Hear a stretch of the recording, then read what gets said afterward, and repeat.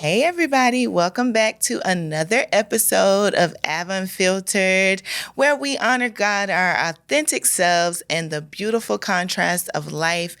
We have been having so much fun this season already. We had great convos, and I hope you've been enjoying. So, today, on today's episode, we have Dr. Contessa Metcalf of Married to Medicine. We're going to highlight in this episode Artist Me Warrior Woman. And also we're going to talk back to one of our viewers who wrote into our show for some of Av's advice. So let's get into it. I'm so excited. And you guys know I always like to start with the scripture of the day. So our scripture today comes from Isaiah 43:2, and it states, "When you pass through the waters, I will be with you. And when you pass through the rivers, they will not sweep over you.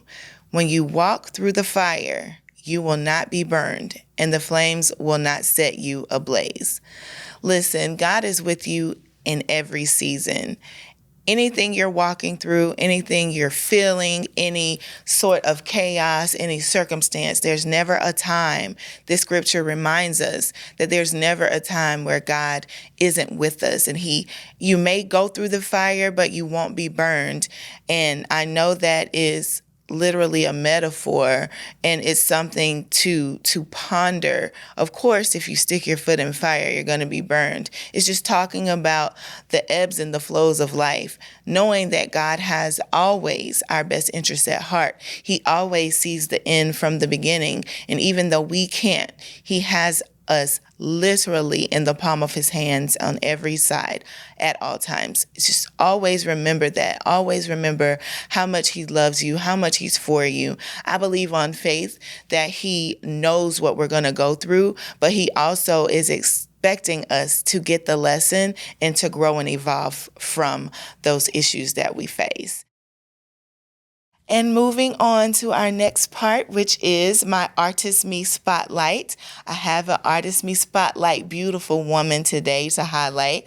Oh, yeah, and I am plugging my own collection, Artist Me, Artistry Created by God. Go to my website, iamaventergray.com, and grab your sweater as the seasons change. It feels so good. I love it. Grab a t-shirt and more things coming. But for Artist Me today, it is Keke Palmer. Can we give it up for Keke in the comments?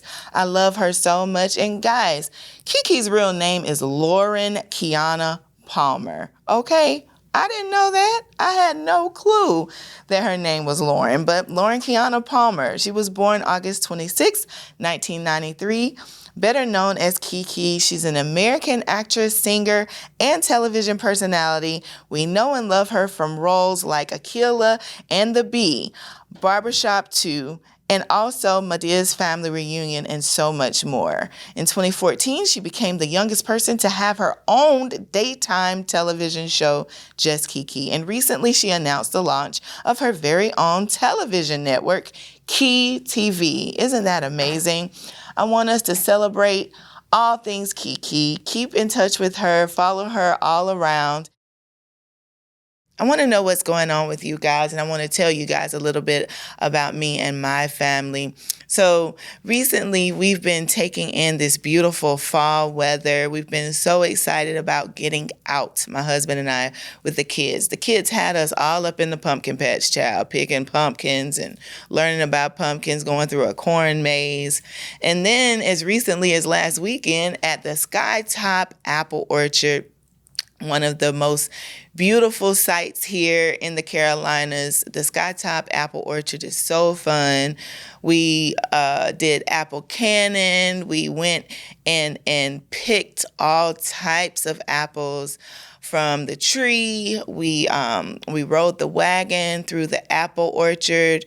We just had such a beautiful time, and the weather is shifting. The weather is changing, and I love this time of the year, like right before Christmas comes in, just enjoying the turn of the color of the trees and the bushes, all the beautiful oranges, the reds that pop, those mustard colored leaves I love so much. It's just been beautiful. And I encourage you to get out, get some fresh air with your family, get out from behind your desk if you're working, get out from in front of your screen. Kind of just take moments to retreat and connect back to your family. Take a picnic, take a hike, walk instead of ride, get some exercise in, get some steps in, and just enjoy the beauty that God has afforded us.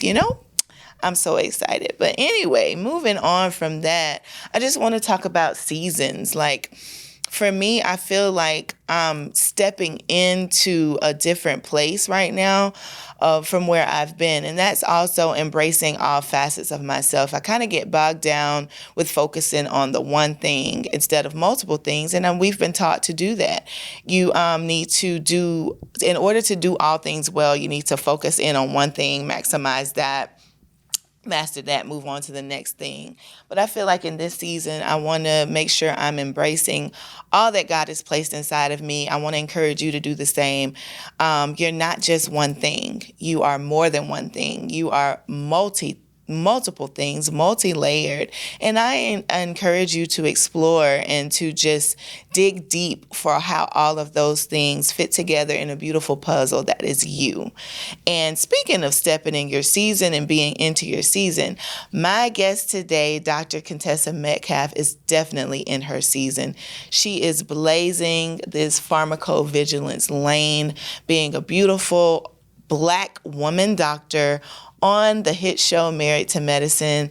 I'm so excited about her today. I'm so excited that she's going to be with us. I want you to know that she is not only a doctor, she is a wife. She's a mother of 3, a physician. She also, one of her specialties is pharmacovigilance. She is a physician for a major pharmaceutical company. She is the co-owner of Hot Doc Nutraceuticals, a supplier of high-quality vitamins and supplements and just art in every form. So I can't wait for you to hear this conversation with her today. Please help me welcome Dr. Contessa Metcalf to Unfiltered Season 2 today. Hey, sis. Feeling like family over there. How are you? I'm wonderful. Just blocking some patients, so hopefully nobody will walk in on me. I told them we're busy. We're working in here. Okay. We are. We're working. How you doing? And you know what? Our conversation today, I'm excited about. I am not practicing in the medical field anymore, but that is my background. Cardiopulmonary science is a degree I received from the amazing Florida Agricultural and Mechanical University, FAMU. Yes. So I practiced up until 2009, and that is when my relationship started. I ran into my husband. I was dancing and teaching dance as well, and that was something that was super near and dear to me. And as we progressed forward, the lifestyle was not conducive, as far as the travel and us being young in marriage. We didn't have kids yet or anything. So the other part was it was kind of hard for me with the newborn babies, the ones that were 25 weekers, 28 weekers, that would be fighting. And when they would make it, there's a win. But when they wouldn't, I would carry that stuff home with me. It was very hard on me to lose people. Like if we could save them, great. But then the other and alternate, very real side of that was just very heartbreaking for me. So I lost my first one. I don't know if you knew that. No. Yeah, so the belief was, I was 23 weeks. It was interesting because I was in the hospital for a couple of days. We tried to save her. It was a little girl. And, we labored and she breathed took a couple of breaths, but of course she was too young. And it was quite challenging because, women and men are very different in the way that they grieve. And that I was grieving, but I was also very angry about how could this happen? How could God do this to me? There was this question of whether or not I was capable of carrying a child to full term. So it's all these things that insecurity I didn't even know I had came It's about. And then it was quite worse too, because of course people see you, and last time they see you're pregnant, then you're gone for a couple, I was gone. And I was out on maternity leave actually. And then when I came back, people were, they didn't know the story. So they would ask, oh my God, how's baby? and you And it have was to just, regurgitate that over again. oh, Yeah, brutal, brutal. that's brutal. Yeah. So I And know, I get you. I and get you. my I get you. condolences for that. I had no idea. What's ironic is that that was a big part of, what I did as far as working with babies and having to breathe for them, and also if they were strong enough, getting their family trained on the equipment to take them home, to try to get them acclimated to an apnea monitor and things of that nature. And so for me, I would really be championing trying to get those parents and caregivers involved, teaching them about the babies, how to handle them and everything. But for me, my heart, when I would lose one, it just stung. It would take, I would take that stuff home with me. I still communicate with some of my patients that were newborns that are now teens, and even though I'm not practicing, I know that that was for a greater purpose that I can get into a little bit later. But let's talk about what attracted you to medicine. And if you can, tell us a little bit more about medical safety and the pharmacovigilance. Sure. So when I was younger, I had two chronically ill parents. And so we spent a lot of time in hospitals and things of that nature. My dad has Crohn's disease, and my mama had breast cancer for the first time in her 20s. Wow. And so she was a young parent. She had my older sister when she was 15, and she had me when she was 18, about to turn 19. And then my little brother a couple years later. So three little kids going to doctor offices and clinics and hospitals, etc. And I was a smart kid and really kind of extroverted, but very introspective. I love to read and good student. And so, I always had like a affinity for science and math. And that kind of really led me to kind of science and math STEM type of activities, got older, and it just made kind of natural sense. I was an empath and, had the aptitude for medicine, and here I am. And Wow. I'm sorry. Yeah. No. So that's how that happened. Yeah. So You know I kind what's of stuck with amazing it. though? I never knew from learning about you and just getting to kind of know you. This is our first time speaking, but just getting to know a little bit about your background, and here today seeing the semblance, the similarities that we have as far as whys and the hows. Because you said Crohn's disease, and my grandmother, she had cystic fibrosis. I went to school for business, and it just wasn't fulfilling. And so I wanted to learn more about the disease, which is a chronic obstructive pulmonary one, from my grandmother, which led me into cardiopulmonary science. And That's a tough life. listen, Cystic fibrosis, that is the, oh my God, those are the saddest. it And was so talking about hard. childhood, yeah, they spend so much time in the hospital.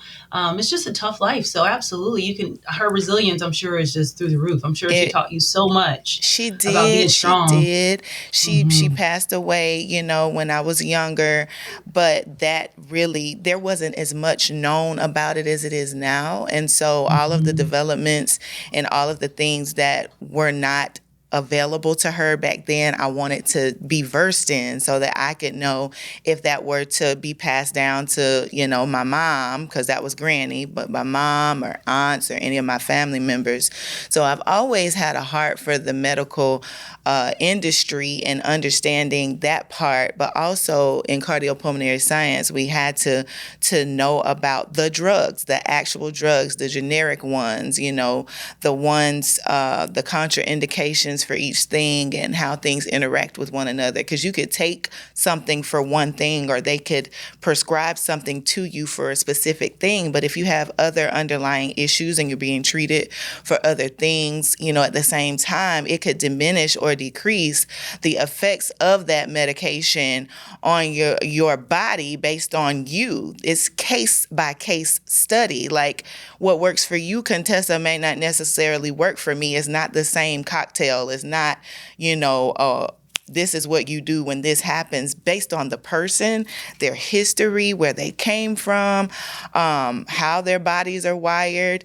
God is amazing because he did his thing with all of us, but it's so crazy. It's just some people this works and others this doesn't, and you're trying to worry about the two, but that's why we have case studies And to that's actually. pharmacovigilance. That's actually, you kind of led into it. So that's what we do. So pharmacovigilance doctors actually work for pharmaceutical companies. And what we do is essentially monitor patient safety. We make sure that a medicine that is kind of coming onto the market, and we kind of monitor and oversee the clinical trials that occur.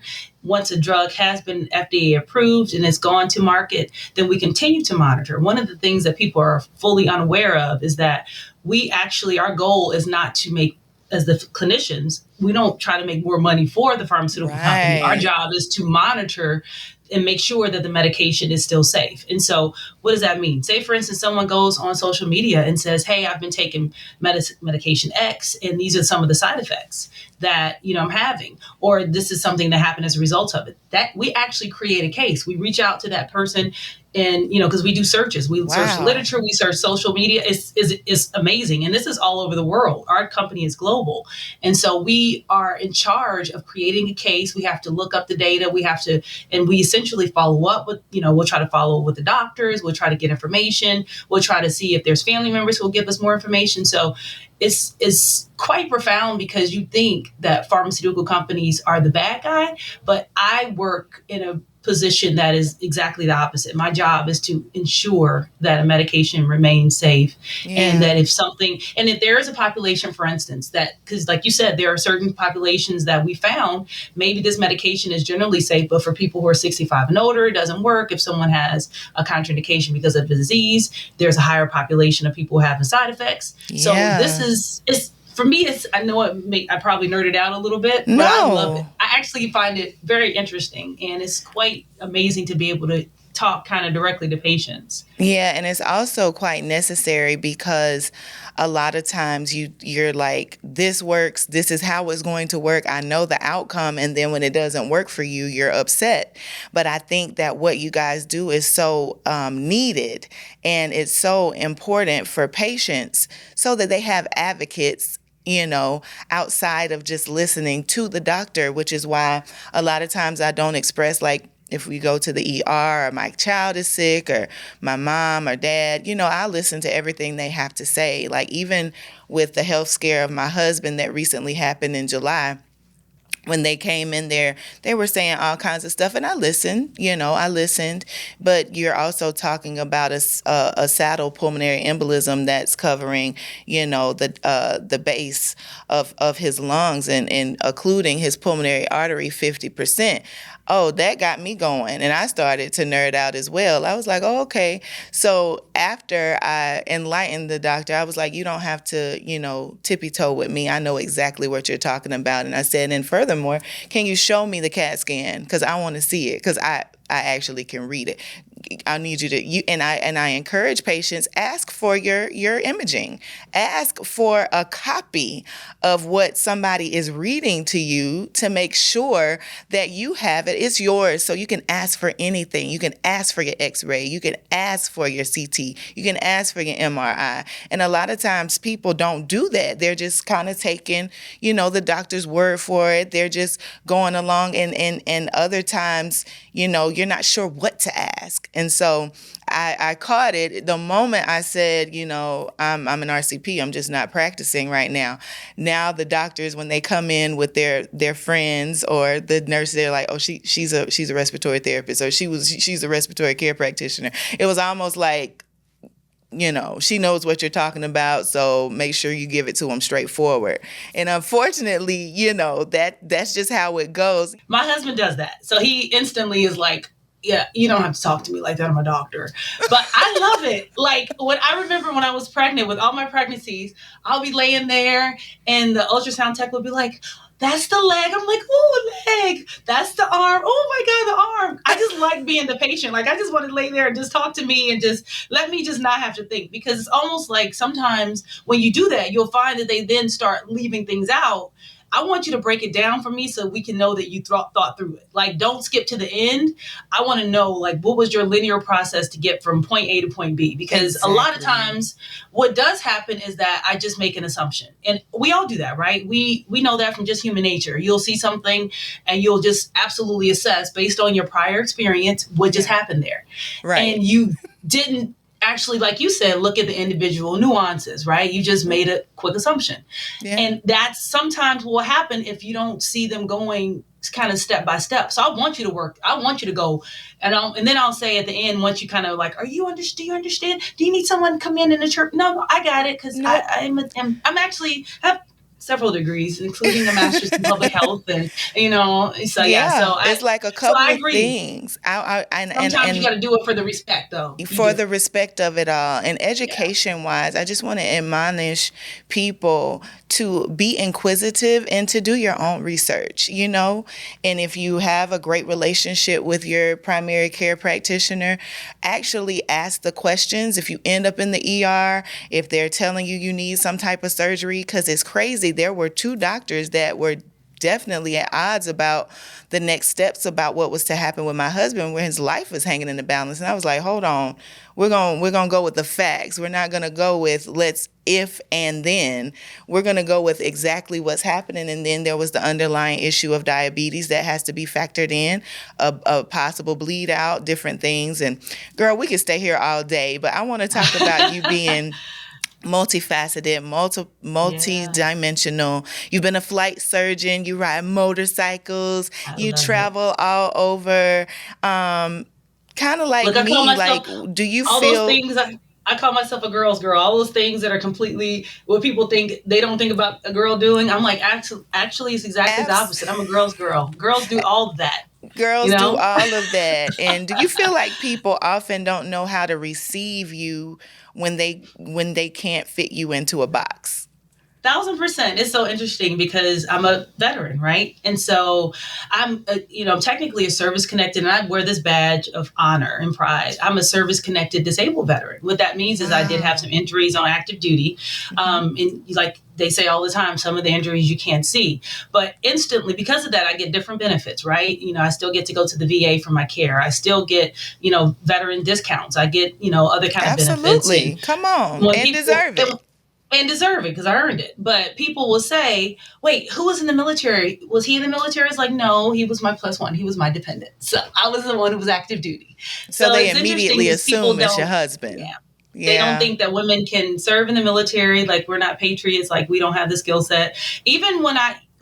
now I don't have to do this anymore because I'm, in my clinic. But a lot of times when I'll be at a hospital or something or a clinic, I will, of course, I'm white coated up, MD everywhere. And I'll say, hey, I'm Dr. Metcalf, and I'll, do your exam. And then they'll be at the end, when is the doctor coming in? I was like, you know what? Just wait right here. She'll be back. And I tell the medical assistant, they hanging out for a minute. I think they're waiting for some mystical character that's going to show up. That's going to appear. I guess you just let me do everything. I just did a whole rectal exam. We did whatever. And you still waiting for a doctor. But, because you couldn't wrap your head around the fact that I introduced myself as a doctor. So there's all those microaggressions, but I'm used to it. That also speaks to another layer of, that whole gender thing and maybe even a little bit of colorism. Is it hard for you to see me as not an assistant to the doctor, but the actual doctor, and I am a woman who happens to be a young woman and who happens to actually know exactly what I'm doing? I think that it's high time for us to accept the fact that women, we can do it all. We've been doing it all without the credit for it. We've been doing it all, and sometimes people put their names on our work and have for years. I mean, holla at me, Katherine Johnson from, the Hidden Figures movie with NASA and everything. The person that she was collaborating with never wanted to honor her work. But sir, you wouldn't be here and you wouldn't be doing this if it were not for my participation in it. And I don't know what that is. And we do it, and sometimes inadvertently you will take something as your own without tagging the person that actually, it belongs to. And God gave each of us brilliant minds. He gave some you revelation that he may never give me. He gives me revelation he may never give to others, which is why these conversations are so important for perspective wise. Like, which brings me to the next point. Like, as you've continued to grow in your successes, has collaborating with other women become challenging for you? Because, sometimes when you have a lot to you and you're multi-layered, it's kind of Right. hard because people love to meet you on the level which how they were introduced to you, or either they like to keep you on the level at which they know you. So it's kind of hard to embrace the parts of you that exist, but they don't know, you know? Right. I will say for me, it's been very fortuitous that all my friends are stars. I say it all the time. All my friends, I'm the least of my crew. And they make me better, higher, stronger, more amazing. They sharpen me. And the good thing I would say is what you said is absolutely true, but I've tried my best to minimize my crew, right? I keep my core. And there's only a few people who got my back that I listen to, and the rest of them, they're white noise, right? And Yeah. so what I found is that some people will absolutely positively feel more comfortable with you being in a lower position, right? Or Oh, some all or the time. not growing, not exploding, not seeing that we collaborate and two times two is 16 versus you thinking if I close my hand, I'm not giving nothing out, but you're also not receiving anything. And Ooh, it's insane that people don't see that because they women are not don't. they're not competition. They are not competition. And I just can't say it enough. They're not competition. Like I know that to me that word someone's jealous gets overused because Yeah. I don't even see it because I don't operate like that, right? I'm Yeah. sure it's true, but I honestly deselect those people from my life. Whenever I Yeah. feel that competition ship starts to like play into our relationship, I don't operate well there. So I It's just have so to like hard, right? I got to get out of there. I Mm. can't. I have to like Heisman it. Like I have to roll out of that It's relationship. I've I never can't do it. understood it because you can bring the very It's best enough for parts of everybody. you. You That's can right. bring the very best parts of you, but the parts that aren't so sharp, there's somebody that God has gifted you with in your life that has those, answers and those puzzle pieces that when you add them together, there's an amazing collab right there. And yeah, that subscription to jealousy just pisses me off as well. Like, we But need to do better because we are so much stronger together than as a solo entity. So, how did but you you know it come comes.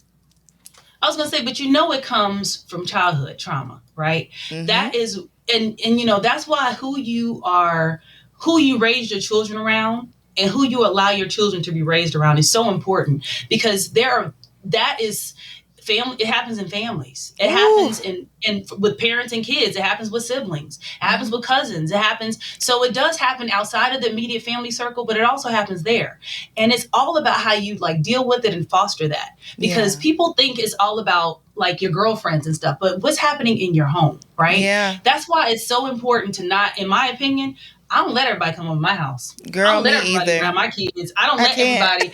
I can't do it. I can't because I don't want that many people speaking into their life and into their head, and Yeah. minimizing them and helping them believe that there's a limit to their greatness and their potential and what they should and can't do and or what they shall and wouldn't do. And I think you got to be real careful. And sometimes it's the people who carry your blood They're the worst that you also have to stay. ones. And they don't mean no harm, but then it trickles over into their friendships and it trickles over Yeah. into their relationships. And so it's taught. And that's kind of what I'm saying. And so we got to be careful of what we are teaching because, those little kids grow up.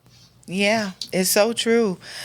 Listen, we could stay in that vein all day, but I do want to enlighten our listeners and viewers on how you became to join the cast of Married to Medicine. And did you Mm-hmm. have any apprehension about that? What made you say yes, and why do you feel it a fit for you?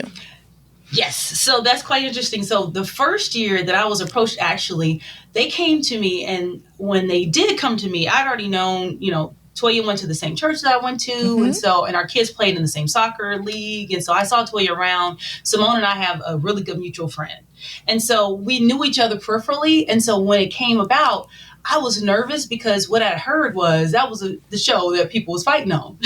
And so I was nervous because, one thing that people didn't know was I've had for over a decade a really good government contract job, right? And so I was You didn't want scared to of mess that losing. up No, I was not with messing up my y'all's real. foolishness. Right. Well, I just also know that I can, I can be hood, I can be holy, but I can be hood too. Because again, childhood trauma, like this is how we were raised. Ditto. And we all got triggers, right? And so I knew for a fact that I did not have the ability to, like, I don't like bullies. I don't like feeling like somebody's trying to suppress me. I don't feel like, I don't like to be, picked on.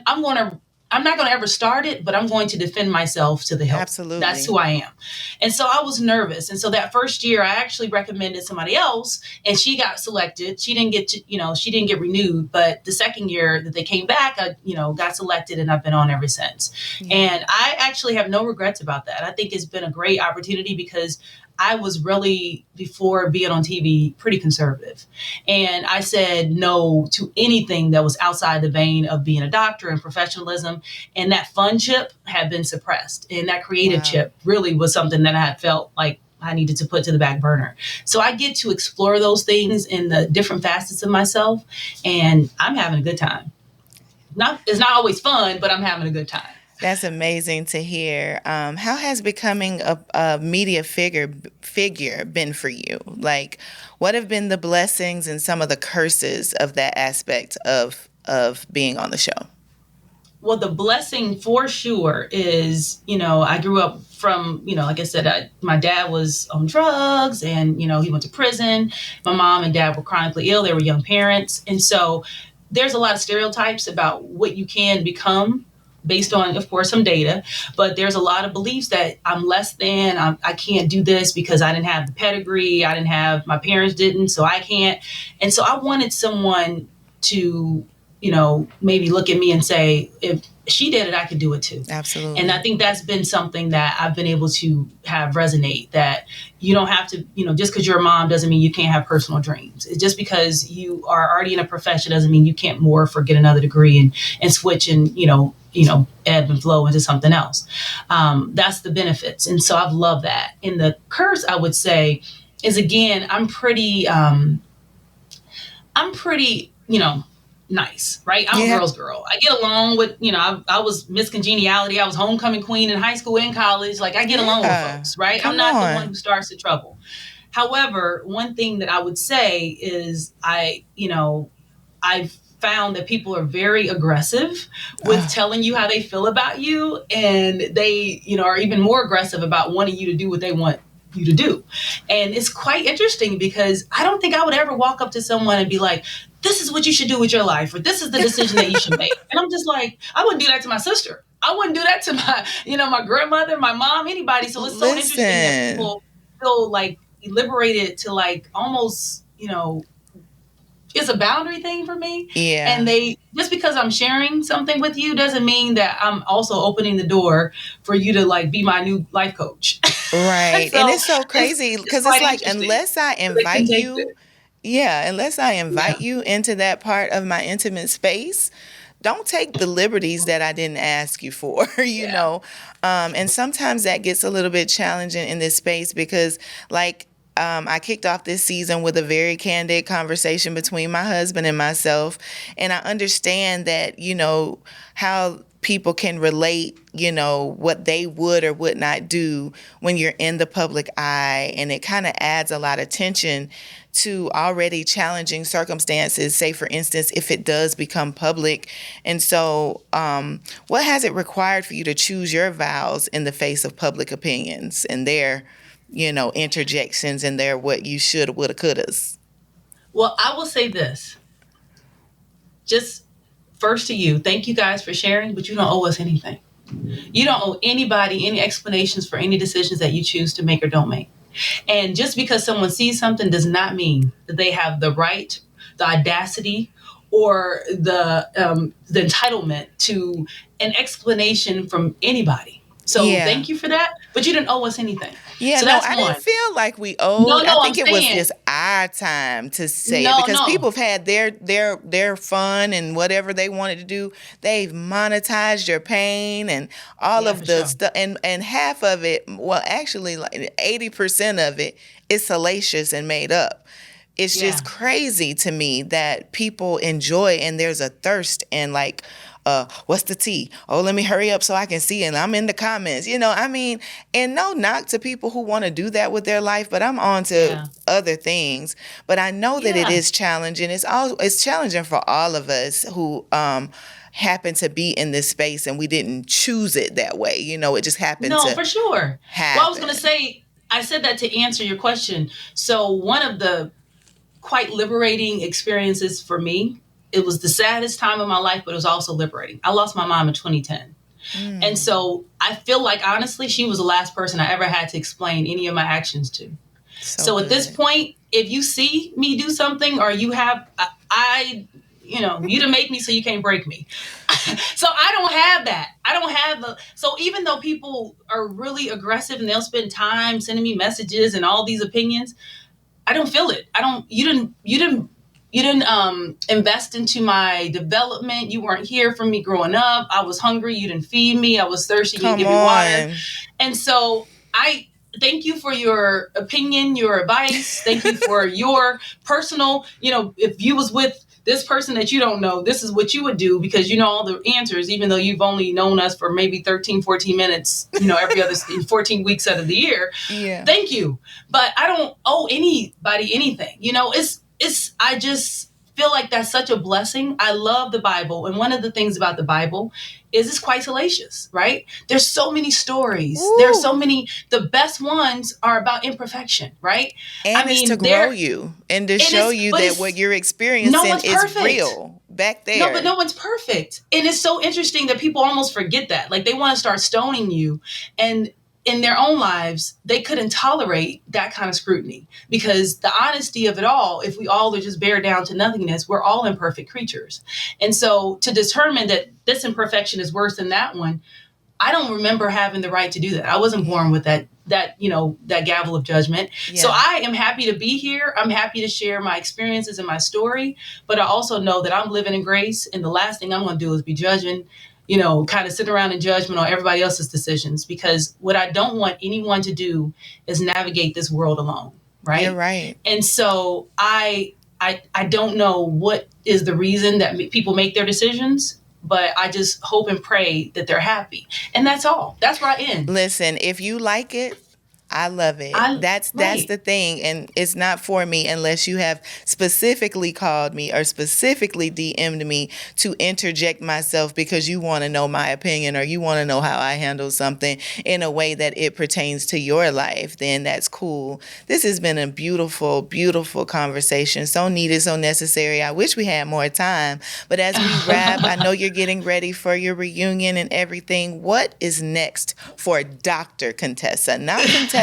What is next for Dr. Contessa, my sis? What's up? What's next for you? Yes. So several things. So number one, of course, we're growing the clinic. We are opening up another location. So I'm pretty excited about Kudos, that. yes. I know. I actually created, when I did the fitness competition, it was really, and I created this kind of alter ego for me, calling it the hot dog. And the reason I did that is because again, there's all these like beliefs about what a mother can be and what a doctor can be. And what you I should really look want to, like. and what you should look like and what you can and can't wear. And I really want to create this movement where mommies and women who are professional or choose to do whatever you want to do can be free.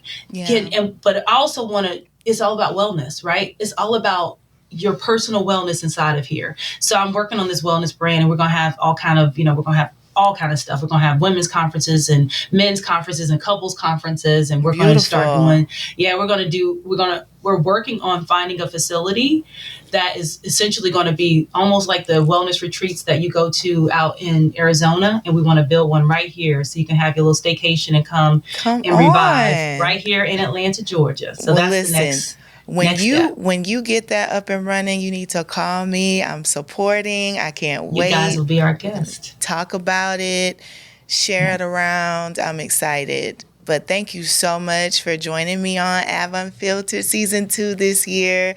Thank you so much for your insight. It's been beautiful talking to you, and we can't wait to connect again.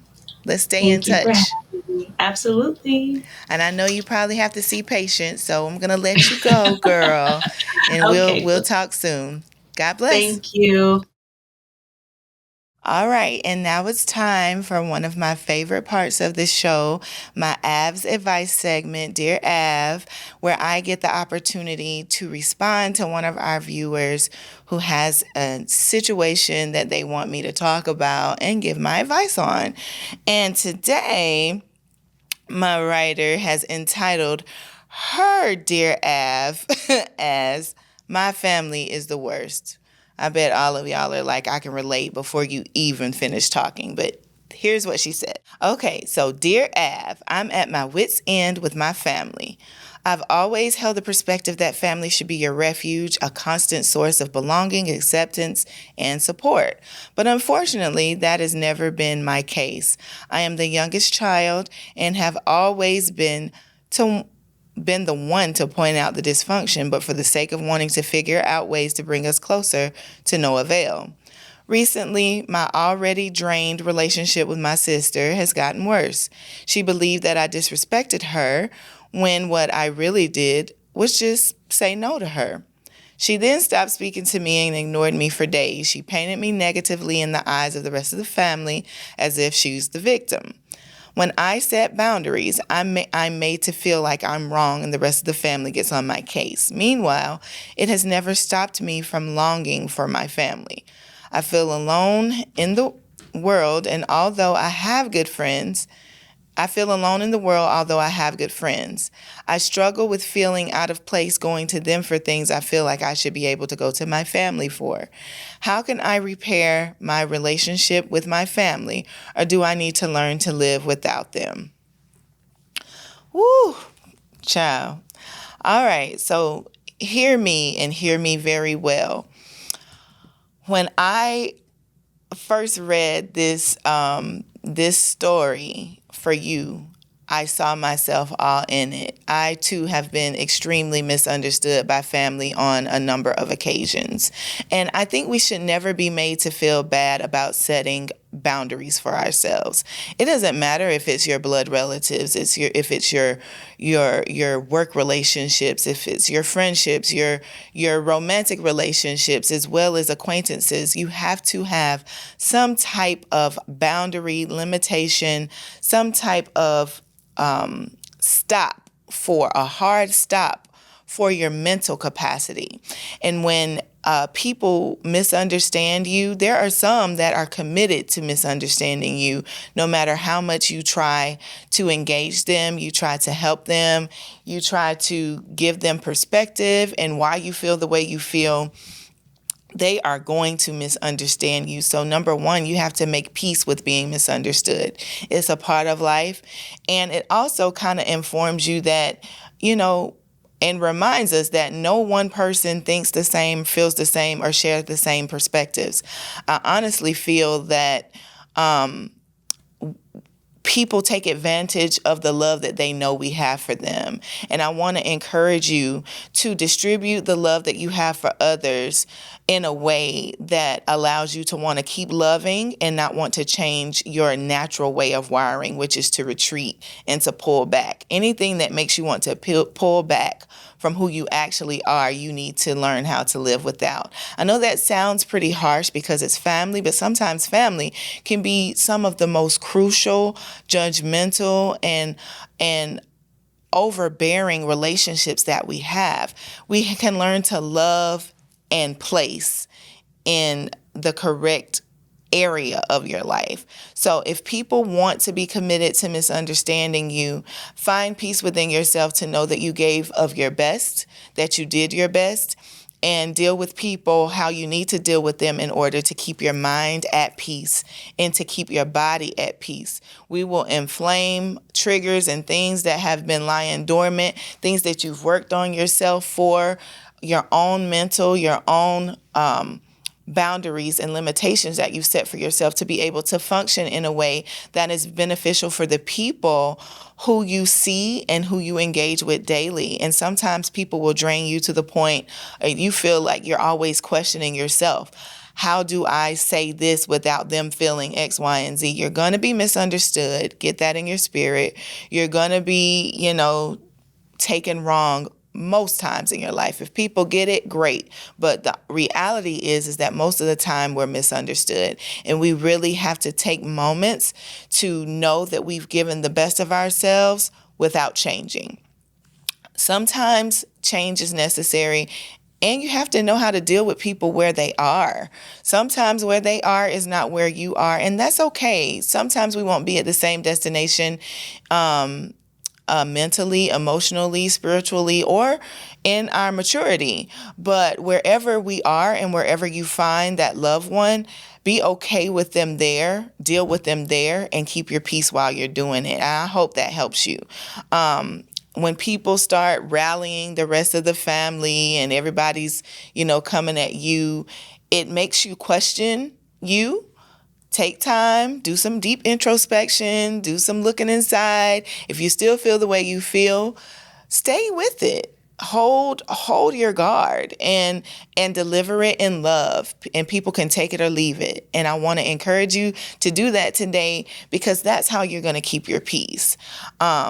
You can use your friends and use them as, listening ears and for advice, but you really want a great relationship with your family. Set boundaries and limitations for yourself, because people will start disrespecting you more when you keep moving the boundary, when you keep moving the line of demarcation for your life and for your mental peace. So if that answers your question, I hope that it does. I hope you feel better. When people want to take the victim mentality, allow them to, let them live in that themselves, but you stay firm in what you believe. You pray for them. You move on. You want to repair your relationship with family. There's nothing greater than saying, I respect what you're saying, but I need you to hear me the same way I've heard you. And if we have to just agree to disagree, let's just leave it at that, and let's just love from here. If you would like Av's advice, and if there's something that you want to write into the show about, if there's something you want me to talk about, discuss, you have a topic on your heart, something that you're about to step into, a new season, please, please, please email me at Unfiltered. It's AVE, unfiltered at AventerGrayCo, don't leave off the co.com.